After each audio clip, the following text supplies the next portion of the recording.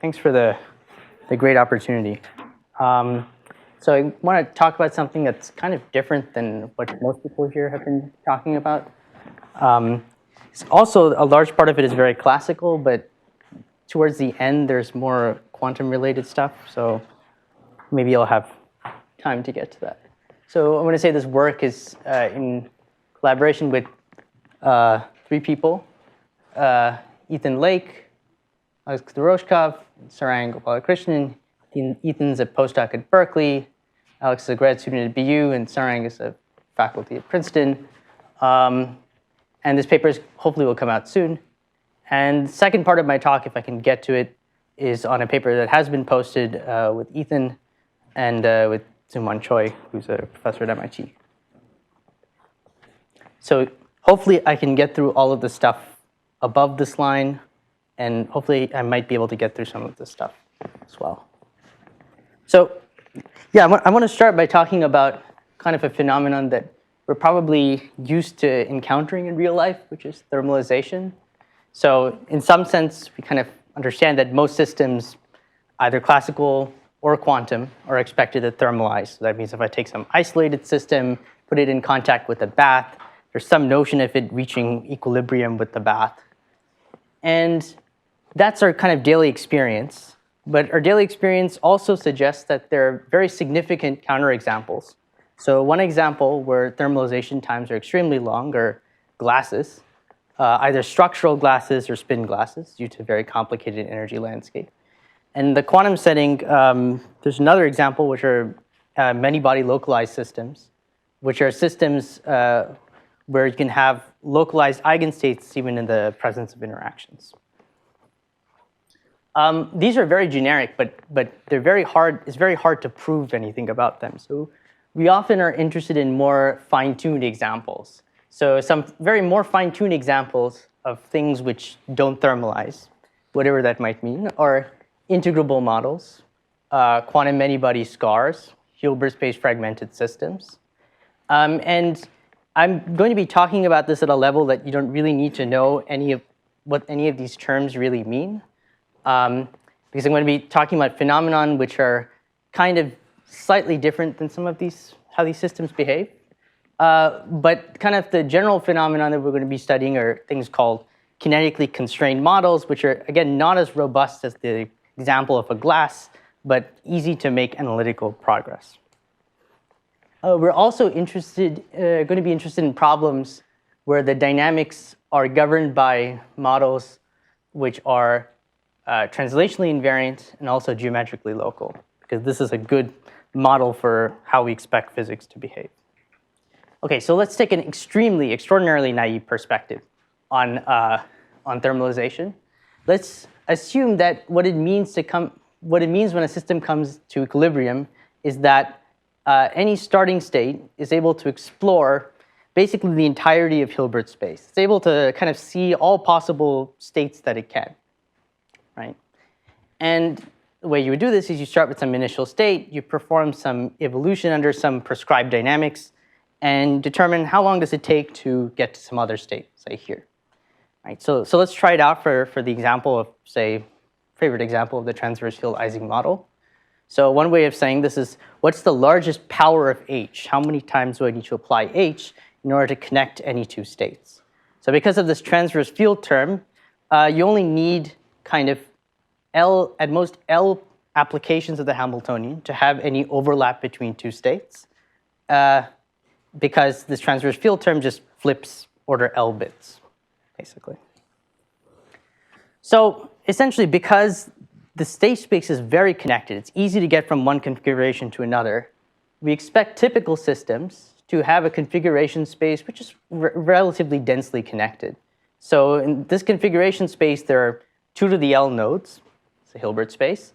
The degree of each node is order L, and the diameter of the graph is also order L. So because Hilbert space is so connected, it's going to be hard to not thermalize so quickly. And in order to kind of prevent the flow of thermalization from occurring, we necessarily have to do things like add things like energy barriers or disorder to our system, rely on things like quantum interference, or allow for extreme fine-tuning. So one example is we can take two fully connected graphs and attach a single edge between them. This is very fine-tuned because it's not going to be the configuration space of some natural many-body dynamics. Okay, so that's how you would fix these problems normally. The way we're going to fix these problems is by taking these graphs and changing them around so that A, they still kind of represent natural many-body dynamics, but B, they have extremely large diameters. Their diameters are going to scale, in some sense, much, much larger than the system size. So what is a real-world appearance of this phenomenon? Well, one example is like the subway kind of system in Shanghai is an example of a typical system. To get from one point to another, it's pretty easy. There are lots of ways of getting between these points, and it doesn't take that much time.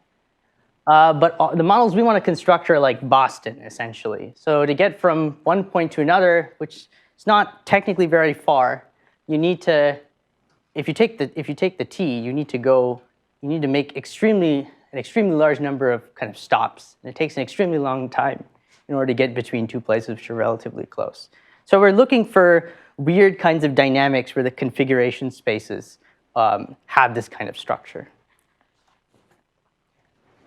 Okay, so one other thing that we're going to point out throughout this talk is that graphs with large diameter are going to be related to large complexity.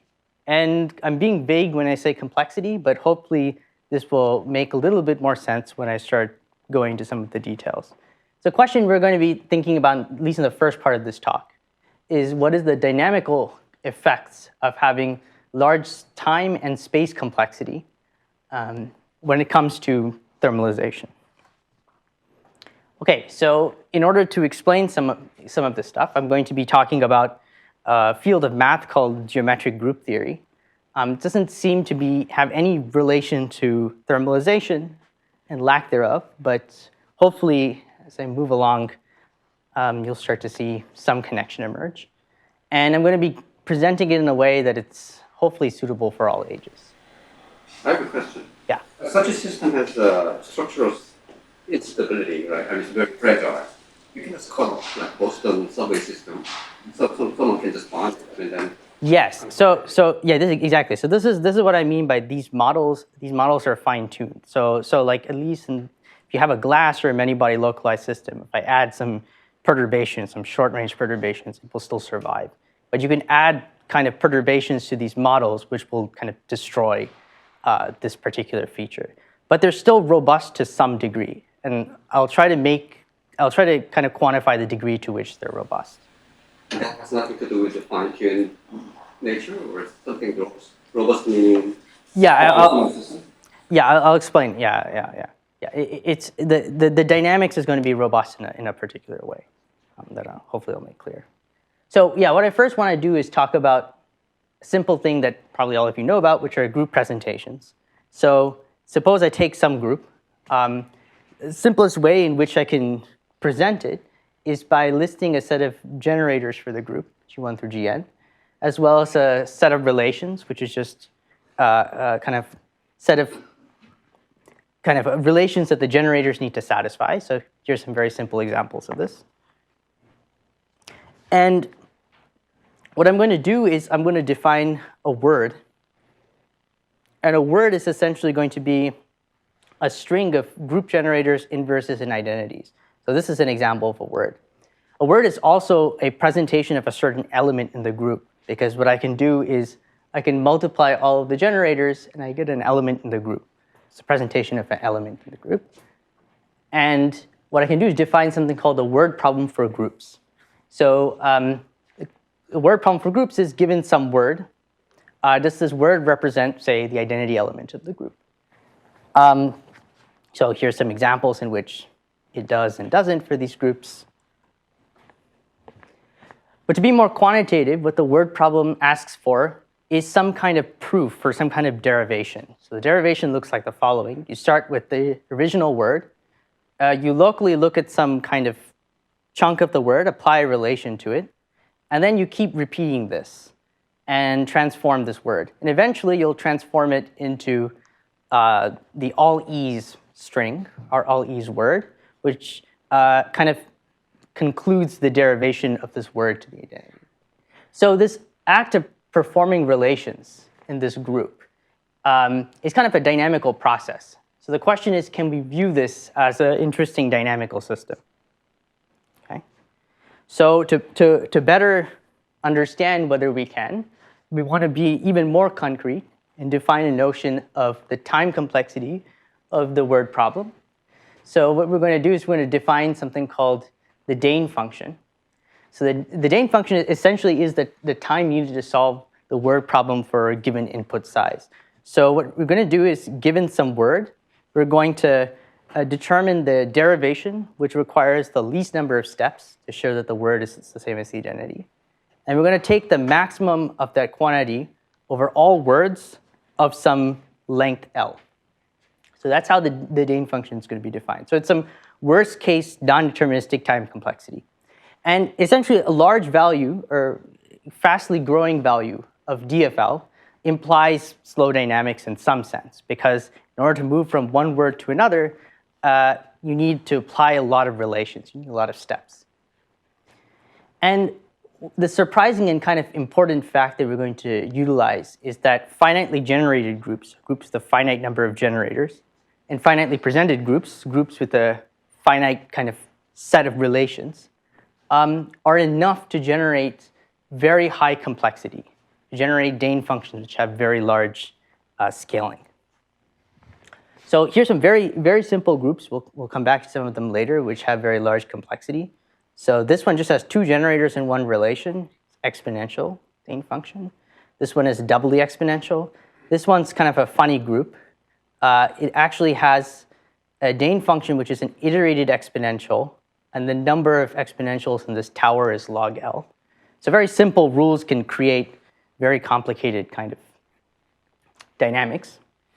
And in general, there is a famous result by Novikov and independently Boone that showed that the word problem is in general undecidable. So this quantity can grow faster than any recursive function of L. Yeah. What's in the last slide? What's L? Is it the group size or the number of generators? It's basically the size of the word. So this the maximum size of the input. Yeah. So okay, so now we're kind of ready to define group dynamics as we'll need it. So given some group, some presentation of a group, we're going to define some 1D spin chain. And basically the spin chain is defined in a way that it has a on-site Hilbert space, and the on-site Hilbert space is labeled by the generators of the group, their inverses and the identity. So because it's finitely generated, you have a finite on-site dimension. A given product state on this spin chain corresponds to a word in the group. And a basis for the Hilbert space is just the set of all group words. And the group dynamics is just the dynamics which just emulates kind of stochastically or in some deterministic way applying relations of the group. So the interesting part here is that we've been rather broad and generic about everything, because the dynamics can be classical. It can be like a Markov chain dynamics. It can be a random unitary dynamics. So you can have some brickwork structure, but the random unitaries have some constraint based on the relations of the group, or it can even be defined in terms of a Hamiltonian. So you write your group as a quotient of a free group. Yeah. Then the relations are generators of the normal subgroup, right? That's the kernel. And so what you're talking about is basically a random walk in that correct group, right? And then you're finding out the return time. Yeah. So I'm going to make this connection a little bit more precise when I talk about the geometrical connection. So you have the Hamiltonian. This is an example of a Hamiltonian where you have matrix elements between corresponding to applying kind of relations of the group. Okay. So there's some very nice and kind of almost immediate lemmas or kind of corollaries that you can get from this. So you can show that if you have some classical circuit dynamics, say some like markup chain dynamics or even random unitary dynamics, then the relaxation time of operators, or the mixing time of operators, is lower bounded by the Dane function. The squiggle just means up to polynomial factors. For Hamiltonian dynamics, there's no really good definition of these quantities, so you have to be a little more careful and define something called a heating time, which is you compute some quantum amplitude between two states and you check whether this is close to its equilibrium expectation value, and you get this lower bound, that the heating time is also lower bounded by the Dane function. So what's nice is somehow this time complexity of this problem enters into quantities which are intrinsic to the dynamics, like relaxation times and heating times. But these quantities are often not very easy to probe. They're often related to things like gap scaling and eigenstates, and they're probed by very non-local operators. So is there an example where there's a simple local operator probe which can allow you to kind of to study this behavior? So, okay, in order to proceed, we're going to talk about a very particular kind of group. This group is called the Baumschlag-Solitar group. It was kind of written down back in the 60s.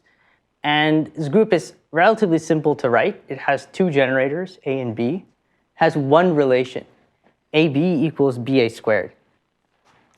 And what we're going to do is we're going to argue that the Dane function is exponentially large in L, which is the size of the system. And one way to see this is if I take a generator A and conjugate it n times by B, what ends up happening is if I want to pull this A out of the B's which flank it, I necessarily duplicate the A an exponential number of times.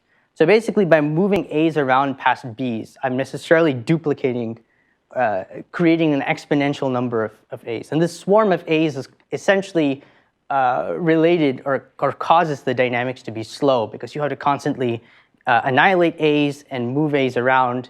And this can take a long time if this duplication process happens. Okay, so to understand this in a more precise way, what I'm going to do is I'm going to present a more geometric interpretation of this phenomenon. And this geometric interpretation, in order to do this, I want to first talk about Cayley graphs, which again, I'm sure most of you know about, but just to flash them quickly. So basically, they're a graph where basically each node on the graph corresponds to an element of the group, and two nodes are connected by an edge. The two elements are related by multiplication by a generator. Okay, so let's try to understand what the Cayley graph of the Baumschlag-Solitar group is.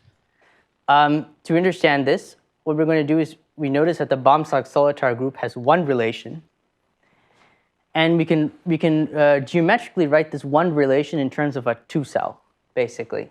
So AAB corresponds to this path in the two-cell, and BA corresponds to this path. So basically, going around is like multiplying by AAB and multiplying by BA inverse, which gives you the identity. So going around in a loop on this two-cell kind of results in the identity element. And what we can do is we can construct the Cayley graph of this group by just gluing these two cells together, and two cells glued to one another, to a second one, if the edges that are glued together correspond to the same generator. So when you do this, you get something that kind of looks like a tiling of a hyperbolic plane, but it's not entirely the Cayley graph. And that's because the Cayley graph is some four regular graph. All the nodes have to have degree 4, but some of the nodes clearly have degree 3. So something else is happening at these nodes. And actually what's happening is you get a complicated branching structure in the Cayley graph. So basically this hyperbolic sheet is actually one branch of the full Cayley graph. The full Cayley graph is a bunch of sheets which are glued together in such a way that they form a tree-like kind of structure. Okay. So That's a Cayley graph of the BS group. And now what we want to do is we want to understand what is the geometric meaning of the Dane function, or this time complexity function that we were previously talking about, with respect to this Cayley graph. So recall that if a word is equivalent to the identity, then it can be expressed as kind of a closed loop. Okay, and when I draw a closed loop and I say it corresponds to a word, the word is read out around the boundary of this loop. So suppose I want to determine the minimum number of steps it takes to contract this word to the all e's element, which is just contracting this loop. So each contraction is a contraction of a 2-cell. And you notice that essentially amount of time it took to contract the loop is essentially just the area of the loop. So, so the area is just defined by the number of 2 cells that is in the interior of the loop. And this contraction process gives you the Dane function equaling the area. Now, how is the area defined here? Well, what you do is you take the surface with the smallest area such that its boundary is the word. And now we have kind of a nice kind of set of equivalences. So the mixing and the relaxation and the hitting times in the dynamics is now can be equivalent or lower bounded by the Dane function. And the Dane function which is a kind of a time complexity, is similar to a notion of an area on the Cayley graph. So we have now this kind of hierarchy of equivalences between these quantities. So with that, we can construct an example of a word which has very large area, and as a result takes a very long time to send to the identity element. To construct this large area word, the way we're going to do it is we're going to go up to the right and down along one sheet. And you can see that you've already enclosed a large amount of area because of the hyperbolic structure. But you don't want to go back this way because then your perimeter of your loop increases. So what you're going to do is you're going to go back along a different sheet. And by doing so, you maintain this very large isoperimetric inequality. So the perimeter of your loop remains small, but the area is exponentially large. And in general, if I have a typical word, so not just this kind of worst case word, but a random word, which is a random loop, which is equivalent to the identity element, the area that encloses is going to be 2 to the square root of L. Okay, so we've shown kind of nice examples from the geometry perspective of how thermalization times are affected by large area words and how you can construct examples of these large area words. Okay? But we still haven't sought to solve the problem of finding a nice observable which we can plot and which can detect dynamical features. So the nice thing about the BS group is that this relation AAB equals BA, it kind of conserves a number of B's. So there's a conservation law. So to put it in another sense, I can construct this operator, which kind of a projector assigns a weight 1 to B and a weight -1 to B inverse. And that operator commutes with the Hamiltonian. And so what people normally do is they plot the profile of this operator as a function of the site, and then they study what they call the hydrodynamics of this. So basically, how does this operator relax to its equilibrium value? Okay. So we're kind of using the fact that there's like a free subgroup of the BS group to construct this conserved quantity. And now what we want to do is we want to see how this quantity is going to relax.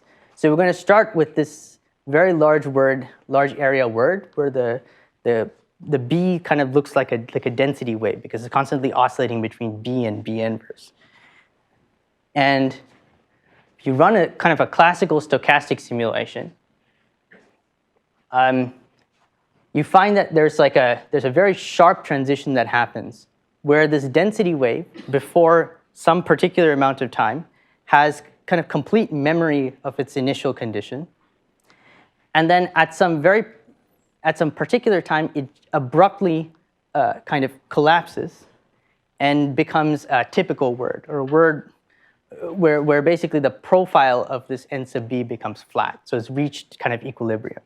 So this is kind of an interesting phenomenon because the time complexity of solving the word problem is related to this sharp transition when this large area word loses memory of its initial condition. Okay. So you can see this this is just like a plot at different times of the density wave. You can see the collapse is pretty immediate. Yeah. Sorry, the average of NB, what was that an average over? Yes, this is just the expected value of the B density at a particular site. So over what? Over. So in this case, the way it was done is you do an average over some particular time interval. So the time interval was like 10 to the 5. And because if you do the actual simulation, it's kind of moving around a lot. So in order to smoothen it out, you average the n sub b over this time interval, and then you can get a smooth profile. But then I'm going to show a plot in which we average over multiple runs, and you still get a very sharp feature. Yeah. Can you say again how you generate time evolution? Yeah. Okay. So basically, I'm starting off with some initial word, and the word looks like this. And then what I'm doing is I'm doing a classical simulation here, but it's also true in the quantum case, where you just locally apply some markup chain dynamics. You kind of locally look at parts of your word and apply this relation with, if it's possible to apply, with probability 1/2. So it's this kind of almost as infinite temperature type dynamics, or just markup chain dynamics, where the equilibrium distribution is just uniform over all words, equivalent to the identity element. Yeah, so I just wanted to comment that this is similar to a phenomenon in markup chain theory. Looks qualitatively called a cutoff phenomenon. But it's kind of interesting because usually the examples of this cutoff phenomenon are not examples which are based on systems which are translationally invariant and geometrically local. Let's skip this. And what you can do is you can average over many runs, and you can plot where this thermalization time is. And what you see is like a almost kind of perfect kind of match to an exponential kind of scaling that's predicted by this Dane function. And this too appears because actually you're performing some kind of stochastic process, but I don't want to get into that necessarily. So yeah, so what we've seen is we've kind of seen how in these kind of group dynamics, time complexity plays an interesting role in having these dynamics having sharp thermalization times. So what I want to talk about is what the role of space complexity is in these problems. So the Dane function, as I've talked a lot about, is kind of a measure of time complexity. But one question you can ask is, can space complexity produce interesting effects? Can having large space complexity? Well, so what does that actually mean? Well, that actually means that suppose I have a word, W. In order to send this word, which is maybe equivalent to the identity element, to the identity element, I necessarily have to first expand the word, make it extremely large, in order to finally contract the word. So unfortunately, if your system is of size L, doing this expansion might not be possible. So you get what in physics you might call a jamming transition, where you're not able to connect this word to the identity element because you just don't have enough space. So in the jamming transition, it's kind of a similar-ish phenomenon. So the idea is you have a bunch of marbles in a box, and the marbles are moving around and bouncing off each other. And if they are at high enough densities, a single marble is not able to explore the entire phase space of the box. But if you are to expand the box a little bit, the marbles can flow into the empty space and rearrange and come back to a configuration that was otherwise inaccessible. So that's kind of qualitatively what's happening, except the jamming transition is usually a two-dimensional phenomenon, and then usually the transition usually occurs at finite density. So so you only need an amount of space which is linear in the size of the system. And we're going to find examples where the space complexity is much, much larger, grows much, much larger than linear. Okay, so I've talked about the Dane function and how it's related to the time complexity. Now what I want to do is define a kind of a similar notion of the space complexity, which we'll call the filling length function or the expansion length function. And essentially, it's the same definition. It's just you pick a word, you determine the derivation, which requires the minimum number of space. Then you take the maximum over all such words, which are of length L. So again, it's a worst-case, non-deterministic space complexity. Okay. So in the group dynamics, how does the space complexity actually enter? So in order to do this, I have to mention a term which is called Hilbert space fragmentation, which you don't need to really know anything about. It can be explained simply as follows.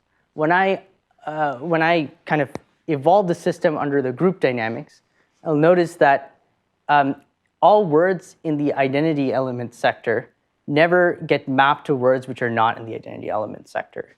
So the group dynamics always preserves what group element your word corresponds to. So that's something that the group dynamics will never change. So as a result, when I evolve the dynamics of the system, the full Hilbert space actually fractures into a bunch of smaller Hilbert spaces. And these Hilbert spaces are labeled by elements of the group. And the word problem is just to check if you're in the correct sector. Yeah. Okay. So now I'm putting a question mark here because this is actually true. The answer is no. So what space complexity actually does is it further fragments these sectors. It further adds more of a rich structure to the dynamical disconnectedness of your Hilbert space.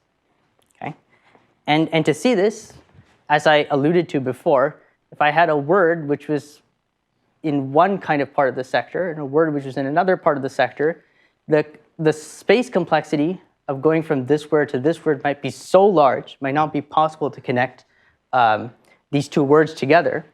And because of this, these two sectors are disconnected.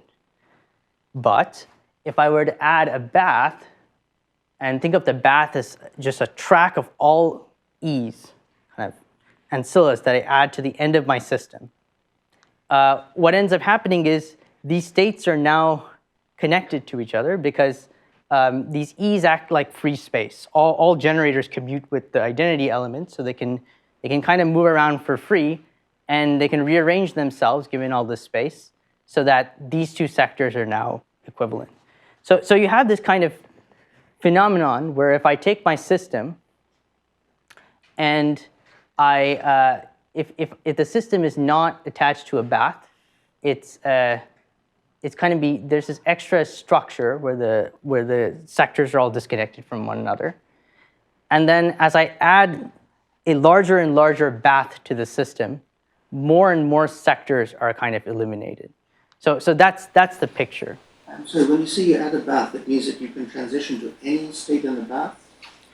Yes. So in principle, you can transition to any state in the bath. So the way So in terms of your original graph, it's like adding correct. You're like embedding the graph in a much larger graph, because if you think about it, it turns out that the Dane functions of these will grow super exponentially. That's not possible. It's not possible to have graphs with super exponential diameter if their size is exponential. And so they have to be, the structure is that they're embedded in some much larger graph. So the point is, if I add a bath and I change the size of the bath, I increase it, I can slowly get rid of all of these sectors until when the bath size goes to infinity, I have some intrinsic number of sectors, which I call intrinsic fragmentation. And the remaining fragmentation in the system is fragile, basically. There's a way in which I can eliminate it. It's there by artifact of the space complexity. So I'm going to skip this example. I want to talk about an example where this effect can be somewhat drastic. So this would be equivalent to getting a jamming effect at essentially zero density. And what we're going to consider is basically this group that we talked about before, the BS group, but kind of an iterated version of it. So we're going to add one more generator, which is a C. And the relation between A and B is going to be the same as before. And now the relation between B and C is also going to be the same as between A and B. So I'm just adding another level and iterating it. And because you add another level, what ends up happening is you can kind of get these duplication events where A can get duplicated by an amount which is 2 to the n if you kind of nest it between some sequence of B's and C's. So basically you get this Dane function which is actually doubly exponentially large. But yeah, as I mentioned before, it's not possible to have a Dane function which is doubly exponentially large unless your space complexity is also extremely large. And it turns out the space complexity is also going to be extremely large. Okay, so that was kind of more on the theory side. Is there an interesting kind of phenomenon that we can see? Well, just as before, there's a U1 valued conserved quantity, so that the number of C's is conserved under the dynamics. And as before, what we can do is we can plot a large word. We can plot the density wave of C's in some large word configuration. And what we can do is we can add more and more space to the system and determine how much space is needed for the system to relax. So one kind of unfortunate thing is that the time scales for which the system relaxes is extremely long. And so we have to kind of catalyze the system by adding some irreversible transitions. And that's simply just for the numerics to not take extraordinarily long to run. So here's an example where when I catalyze the system and the steady state is actually going to be flat because of the catalysis. And the system does not take too long. And that's because I gave the system a lot of extra space. Now, if I give the system far less extra space, you see that the system, it's not able to really completely relax. In fact, it's taking a long time for this last part to kind of totally relax. But eventually, this system will relax. And so there's a kind of a transition where the relaxation times start increasing and blowing up. And kind of beyond, if you give the system less space than this, it just won't relax ever. If you Yeah. slow, how short is the transition time? I mean, is it like just 1 second time or? Oh, what do you mean by transition time? I mean, from the fluctuation to time. I mean, that's. For example, the right-hand side graph. I mean, if you run the movie. Well, are you talking about this scale here? At the very end, you just quickly go down. Yes. How long does that take? Yeah. Oh, that probably takes. That's a good question. We haven't entirely worked out that intermediate kind of time scale. It probably takes polynomial time. But here it might be faster because we're doing this kind of annoying catalysis thing. So when you have completely reversible dynamics, probably that time scale gets broadened. So probably this time scale is going to be much faster because of the irreversibility. Yeah. And is there a geometric group theory explanation for that regime, that is, do you end up in some particular place on the universal cover so that you can quickly contract? Or? Yeah, there is. It's kind of it's a little harder to explain, but yeah, there is. Notice I do not want to draw the Cayley graph of that group. It's kind of too complicated. Great. So there are other kind of results that we have, examples where you don't have a group constraint. Other realistic ways of probing this fragmentation. But in the last 20 minutes that I have, I want to kind of move to a completely different topic, which is kind of related to some of the extensions that we've been thinking about in 2 dimensions. But what I'm going to be thinking about is related more to quantum phenomenon, in particular ground states and entanglement properties in some of these models. Before you move on, in this world space of the graph space, can you define the natural metric for distance? I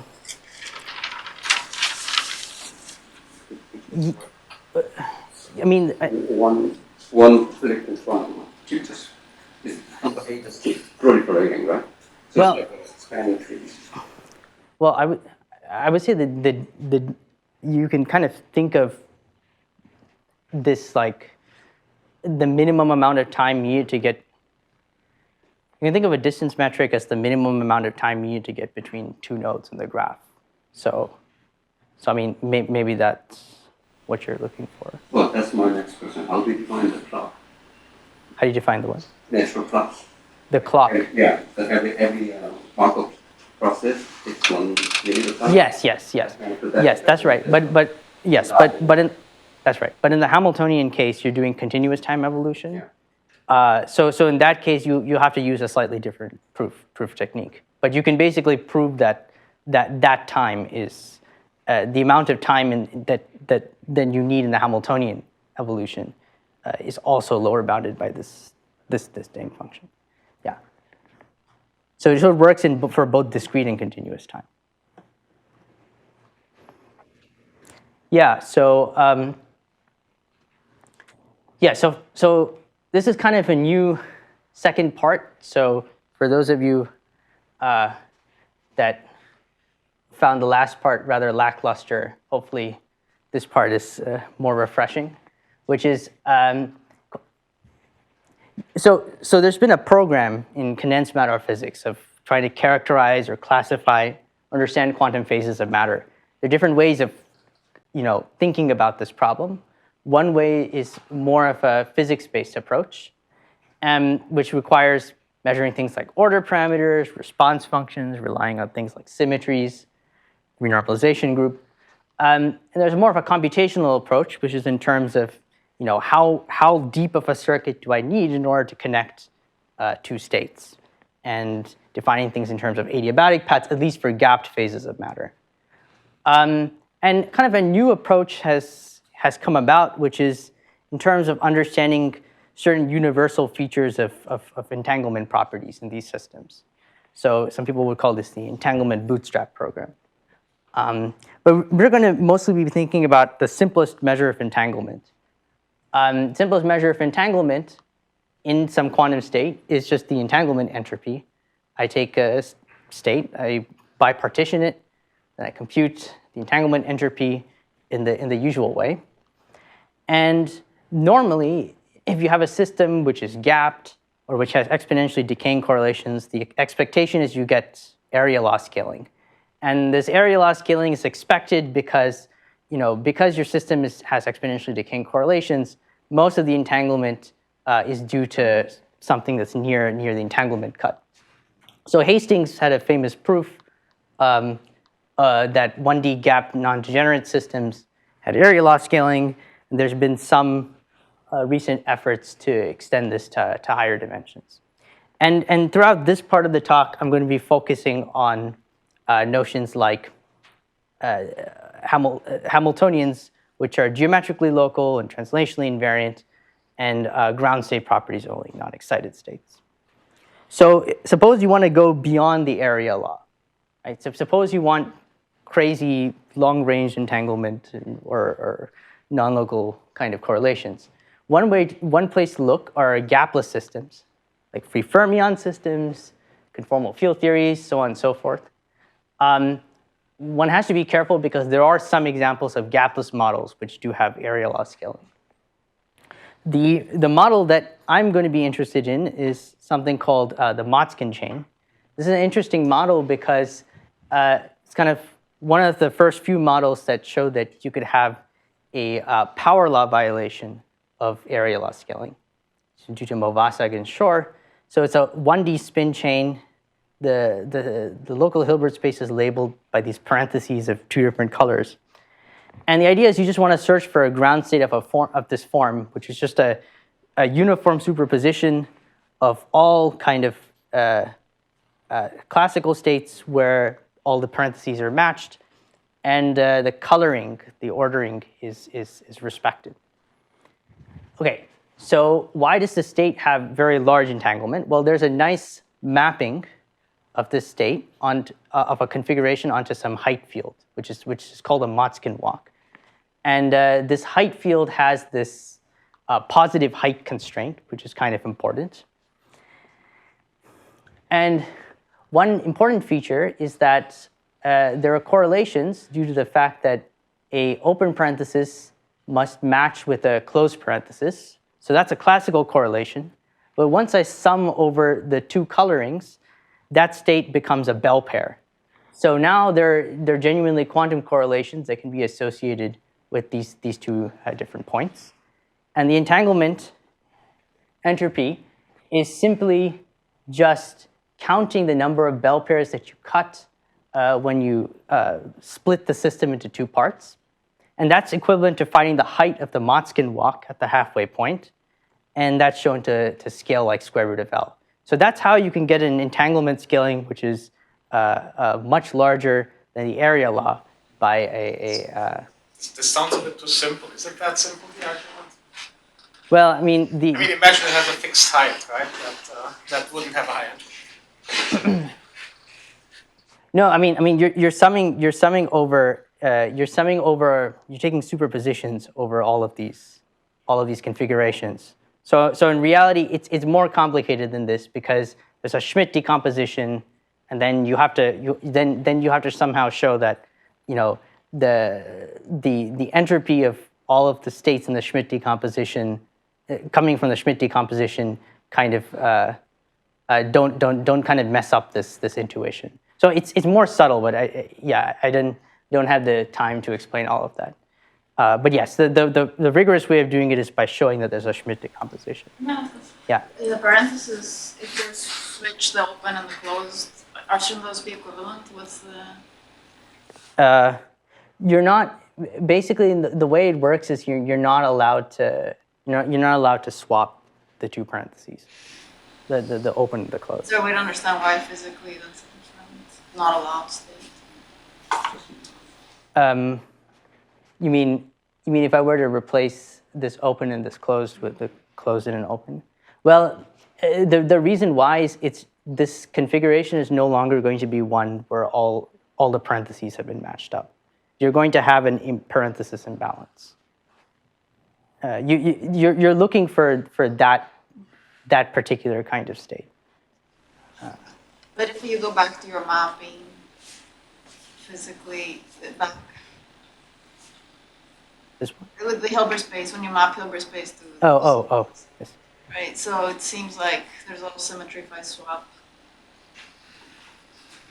I mean, I haven't necessarily written down the Hamiltonian. Hamiltonians would prohibit transitions. Yeah. That's why it's not local. Yeah, that's right. I haven't written down the Hamiltonian because And yeah, and I will get to that. Yeah, I was trying to provide intuition by writing down the ground state first, and then showing that it's some ground state of a local parent Hamiltonian. Yeah, so there's a generalization in which you can write the state down as like a weighted superposition of walks, these Motzkin walks, where the amplitude of the walk is weighted by the area under this Motzkin walk. And what you get there is when, heuristically speaking, when you consider all of the typical states in the superposition, they kind of form a rainbow state. And because they form a rainbow state, you get this volume law scaling. But again, yeah, you can do a more careful analysis and show that you can get as I tune this value of t, I can go get a transition between a area law scaling and a volume law scaling. Yeah, and you can write down a kind of a frustration-free Hamiltonian whose ground state gives you exactly this. Yeah, so this comment is kind of going back to all of this group story I was talking about, because you can think about this as implementing relations of some. It's not a group anymore because there's no notion of inverses, but it's like it's more of a monoid. Okay, and this is the construction if you want to have an area weighted Motzkin chain. Okay, so yeah, I wanted to talk about some of the work that I did, which is kind of trying to extend this Motzkin model in 2 dimensions, and found some kind of unusual entanglement scaling. So the way it's going to work is we're going to basically loopify this Motzkin model, and probably that's all I really have time to talk about. So I'm going to skip this, but essentially what we're going to do is we're going to consider a 2-dimensional version of the Motzkin model, and we're going to try to probe long-range entanglement in this model by computing either the tri-information quantity or which is this Kitaev-Preskill type partition, or the conditional mutual information in this Levin-Wen type partition. So basically, the way this loopification is going to work is you have you're going to introduce a Hilbert space on local Hilbert space on edges of a square lattice, and that's going to be labeled by these kind of segments of a loop, which can be blue or red, and then there are also these arrows, and these are kind of just normal vectors which give the loop's orientation. It's actually important for constructing the Hamiltonian, but otherwise not important for the analysis to follow. So sorry, the arrow is an extra degree of freedom, or that's equivalent to the color? Which one? The arrow. The arrow is an extra degree of freedom.